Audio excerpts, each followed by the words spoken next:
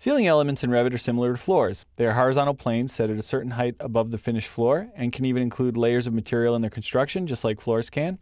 You could choose from many common types like 2x4 ceiling grids or drywall ceilings, or you can even create your own.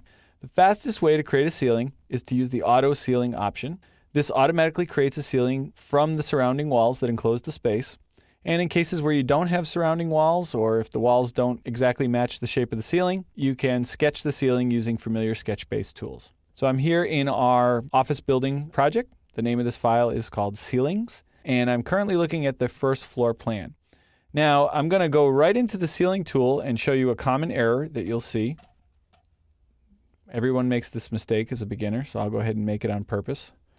I'm going to click ceiling, and I'm going to pick a point, and I get an error message. And the reason is I'm working in a floor plan and I just created a ceiling element and it's above my head, so I can't see it. So what I'm going to do is get out of there, and I'll do undo with Control Z. And what we need to do as a first step when you want to work on ceilings is actually go down to the ceiling plans and double click that level one.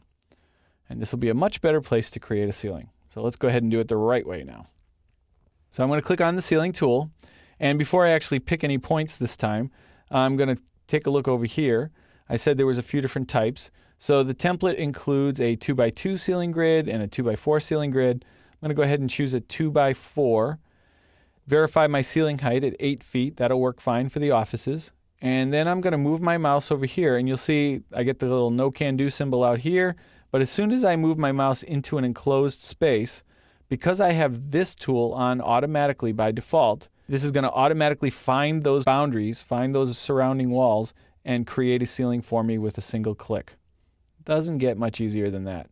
So I could just go into all of the offices, and just like that, I could create a bunch of ceilings. Now, I probably don't want a big, ugly 2x4 ceiling in the conference room, so I'm going to change my type to a drywall ceiling, and I'm even going to increase the ceiling height just a little bit. I think I can accommodate 9 feet. We'll go ahead and click in there. Maybe the restrooms also have a drywall ceiling, although it might not want to be at 9 feet. Probably should have changed the height of that. Just so you can see all three, I'll put a 2x2 over here in the break room. All right, so what does that give us? That's all the easy rooms. Out here, we might have a ceiling as well, but this is a double height space, and this is doing something else, and really we need a ceiling here that might just match the underside of that floor. We're not going to get away with doing pick ceiling in that area, so we're going to do sketch for that one. So I'm going to go to the ceiling tool again, and this time, instead of clicking automatic ceiling, I'm going to do sketch ceiling. And I'll get all my familiar sketch-based tools.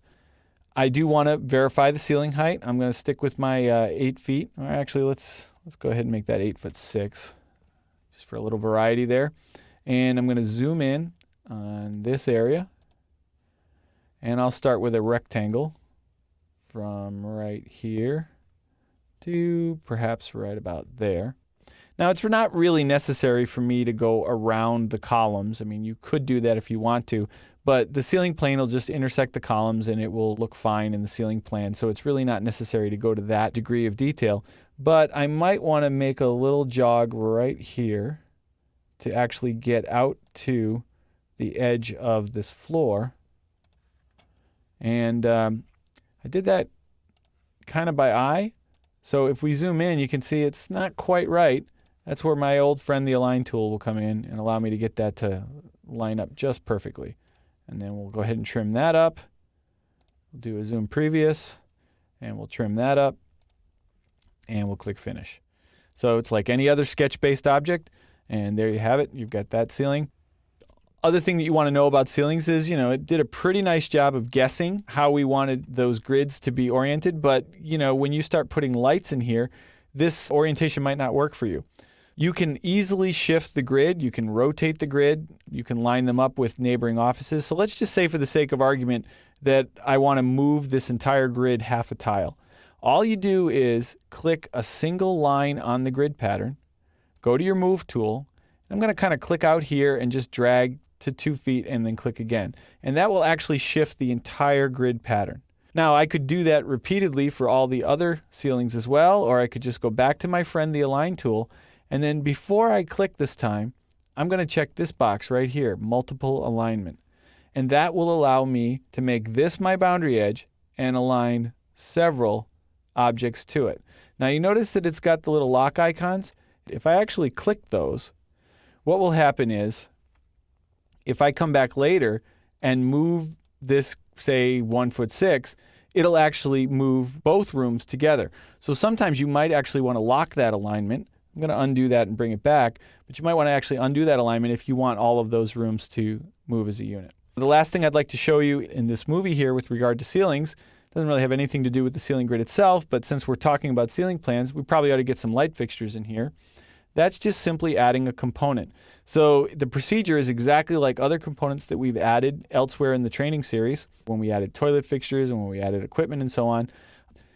I probably don't have any good light fixtures to choose from in this file.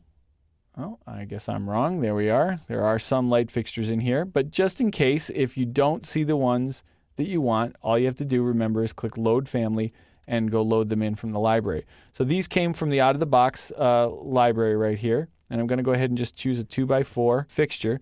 And you see how it actually is hosted to ceilings, so you couldn't place it freestanding out here. It won't allow that. The only thing it doesn't really do very nicely is it doesn't line up perfectly with the grid. So what I usually do is just sort of drop it anywhere, and then I'll zoom in on that room, and I'll use my Align tool to get it lined up. I want to turn off multiple alignment this time, and to get it lined up. You don't need to lock that because it will automatically stay attached to the ceiling.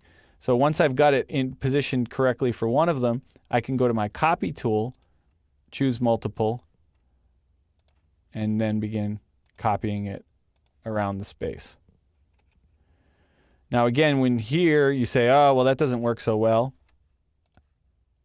the whole assembly will move together as a unit. So the grid will move, all the light fixtures will move, and then finally you could select all of these light fixtures together and copy those down into the other offices. So the first one is a little challenging because it doesn't automatically snap and you have to align it, but then after that it goes pretty quickly because you can just use copy and move and rotate and so on.